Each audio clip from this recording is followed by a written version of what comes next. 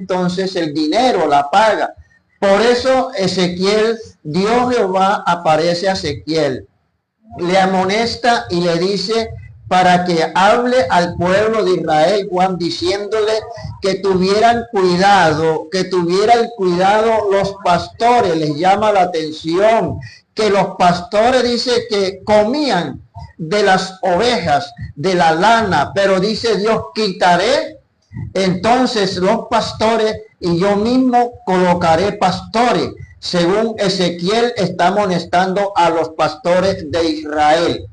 Pero nosotros encontramos acá hoy, por ahí 2000 años atrás, vino el buen pastor, como decías tú, se cumplió cuando vino el Señor Jesucristo. Y encontramos nosotros como dijo Jesús allá en San Juan 10:11.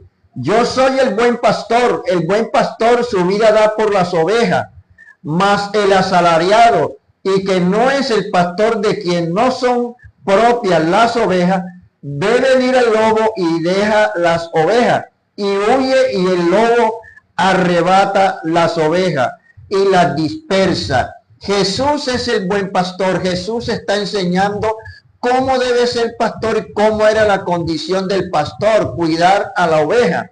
El versículo 13 nos dice entonces, así que el asalariado huye porque es asalariado y no le importan las ovejas. En este tiempo en que estamos viviendo, por todas partes se oye el pastor, los pastores, el pastor y los pastores. Sucede que hay muchas clases de pastores. Hay el pastor asalariado, que es el que entra por la paga, es asalariado, porque le parece bien y él entra por una iglesia, busca un grupo de creyentes y los va clasificando según traigan las ofrendas, traigan el diezmo. Pero cuando una oveja no trae un suficiente diezmo, es pobre, no tiene con qué colaborar, se mira en poco. Entonces allí este pastor no está pastoreando por el amor de Dios y por el ejemplo que da Jesús, sino es por asalariado, interesado, como los pastores de Israel que estaban interesados era por la lana de la oveja para que les diera producción. Entonces ahora está otro pastor que hay en este mundo, es lo que colocan las misiones, las organizaciones, las iglesias. Se le da a un cuerpo de oficial, consistorio, presbíteros o diáconos, ancianos, gobernantes, y colocan a una persona de pastor. Juan, sucede que él no tiene ni la visión de un pastor y muchas veces no se ha preparado, no se ha capacitado. Entonces solamente lo colocan allí para que sea el pastor. ¿Y qué va a cuidar? ¿Qué va a hacer si él no sabe qué hacer? Entonces no es el ejemplo de lo que Jesús dijo a sus discípulos, que fueran, hicieran discípulos. Hacer discípulos es preparar hombres. Entonces las misiones, las organizaciones deben mirar verdaderamente qué persona llena los requisitos.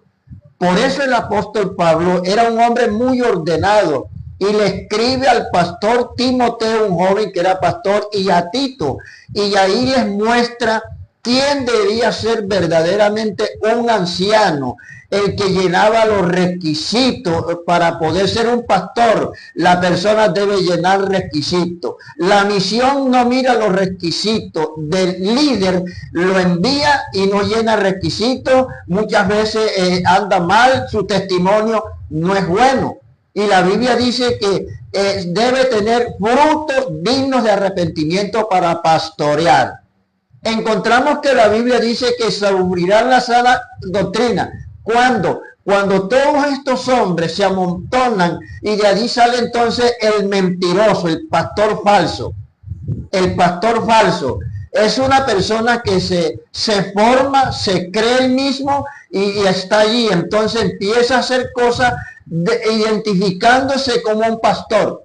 Pero él no es ningún pastor. Eso suena en el barrio, suena en la ciudad, suena en el campo y sigue haciendo cosas malas. No apacienta las ovejas. Por eso le dijo Jehová a Ezequiel, ya no comerá más la lana. Observe que esos falsos pastores han cometido tantos errores en la iglesia, pero como la sociedad, el personal no cristiano, no saben distinguir entre un buen pastor del pastor que Dios escoge, entonces la sociedad dice, los pastores generalizan, pero ese no es un pastor. Y yo quiero decir a las organizaciones cristianas y todas las iglesias que miren bien, porque ellos tienen una buena administración. ¿Quién es el pastor? ¿Quién puede ser un pastor si llena los requisitos? Aún la misma comunidad debe pensar si ese hombre es digno de pastorear o de liderar, porque un engañador, ¿qué hace? En el Antiguo Testamento los pastores mataban a las ovejas y se comían la grosura. Juan, hoy también hay unos que se hacen pasar por pastores, que yo quiero decir a la opinión pública, no son pastores, son vividores. Ellos mismos se hacen pastores, cometen adulterio, fornican y hacen daño a la iglesia. Quiero decirle a la opinión pública, no son pastores, ni son llamados por Dios, ni son puestas por las misiones. Como la sociedad no distingue eso, entonces empiezan a culpar a la iglesia. La iglesia que le pertenece a Jesucristo es una iglesia que Jesucristo compró con precio de sangre. Amén. Y necesita un líder que la cuide. Gloria a Dios. Entonces estamos hablando de los falsos pastores, el pastor asalariado y el pastor que pone las misiones. Ya van 3 clases de pastores. Ahora viene el verdadero pastor. Esto es un llamado, hermano Raúl. El verdadero pastor es llamado, siente ese peso por las almas. ¿Cómo es esa cuestión del verdadero pastor y cómo saber si yo estoy llamado al pastorado? Por ejemplo, aquí tenemos el ejemplo claramente que dice Jesús, lo digo personalmente, yo soy el buen pastor. El buen pastor su vida da por las ovejas. Entonces Jesús dijo que él era el buen pastor y nosotros lo vimos, sanando a los quebrantados, fortaleciendo a los enfermos, saciando de alimento al que tenía necesidad, con las multitudes, con los pecadores. Él quería pastorear esos hombres que estaban cautivos en el pecado para convertirlos a sus ovejas, y él lo hizo. Cuando encontró a alguien que tenía algo muy duro, como aquella mujer que le llevaron para acusarlo que había cometido adulterio, Jesús gasta su rostro y entonces dice a esos criticadores y murmuradores que le llevaron para tentarle a él, él dijo de la siguiente manera, que ella era necesario que siguiera viviendo y que podía tener un perdón. Y entonces les dijo a los fariseos esto de la siguiente manera: el que no ha pecado, tire piedra contra ella.